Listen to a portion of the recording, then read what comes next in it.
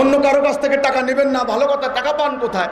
এই যে মাইক করলেন, এই যে প্যান্ডেল দিলেন, এই যে এত কিছু, টাকা পান কোথায়? এই প্রশ্নের উত্তর আমার কাছ থেকে শুনে রাখুন। জ্ঞান দুই প্রকার, ইলমুল ইয়াকিন আর আইনুল ইয়াকিন।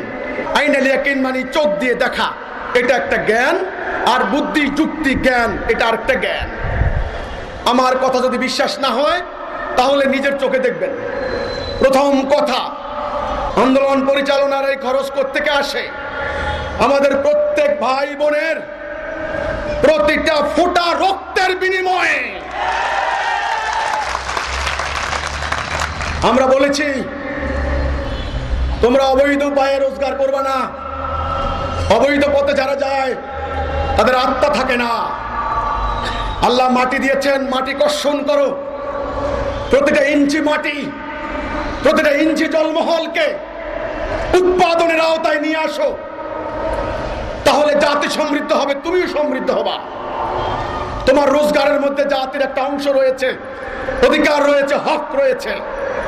মানবতার কল্যাণে আমরা আমাদের উৎপাদিত, আমাদের আয়কৃত, আমাদের রোজগারের একটা অংশকে আমরা ব্যয় করি। এই ব্যয় করতে করতে আমাদের মেয়েদের সোনা দানা, অনেকের বাড়ি ঘর, অনেকের জমানো টাকা আমরা সমস্ত কিছু নিঃশেষ করেছি। এটা বিশ্বাস হয় না? যদি বিশ্বাস না হয় তাহলে এবার আইনুল ইয়াকিন নিজের চোখে দেখেন। আমাদের সঙ্গে আসেন, আমরা যা খাই খাবেন, যেই মানের বাড়ি ঘরে ঘুমাই সেখানে ঘুমাবেন, আর দেখবেন আমরা কি করি। দয়া করে এই কথা আর বলবেন না ইহুদিদের দালাল, খ্রিস্টানের দালাল, সরকারের দালাল। সরকার থেকে টাকা পায়, খ্রিস্টান থেকে টাকা পায়। নিজে চোর হয়েছেন বলে, নিজে অন্যের টাকা খাচ্ছেন বলে আমাকেও চোর মনে করবেন, এটা তো ঠিক না।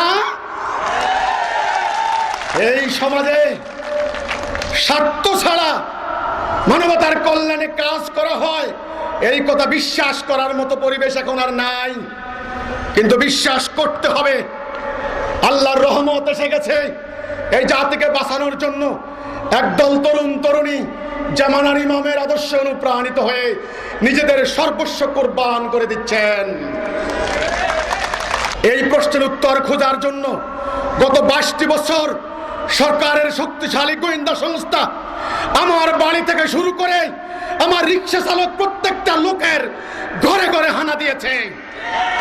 5 শতাধিক মামলা খেয়েছি আমরা, তদন্ত হয়েছে, তারপরে প্রতিবেদন জমা দিয়েছেন হিজবুত তৌহিদ নির্দোষ নিরপরাধ মানবতার কল্যাণে কাজ করে। তারপর বলে কি নিজেরাই জঙ্গি, আবার জঙ্গিবাদের বিরুদ্ধে কাজ করে। গত 22টি বছর একটা অন্যায় করি নাই। আমার ভাইকে জবাই করা হয়েছে, আমার ভাইয়ের হাত পায়ের রক্ত কেটে দেওয়া হয়েছে।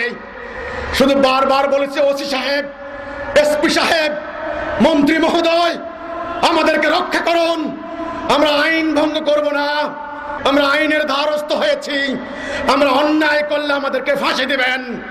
কিন্তু নির্দোষ নিরপরাধ আমার কর্মীদের গায়ে ধর্ম উন্মাদনা সৃষ্টি করে দিয়ে তাদের উপর অন্যায় করতে দিবেন না।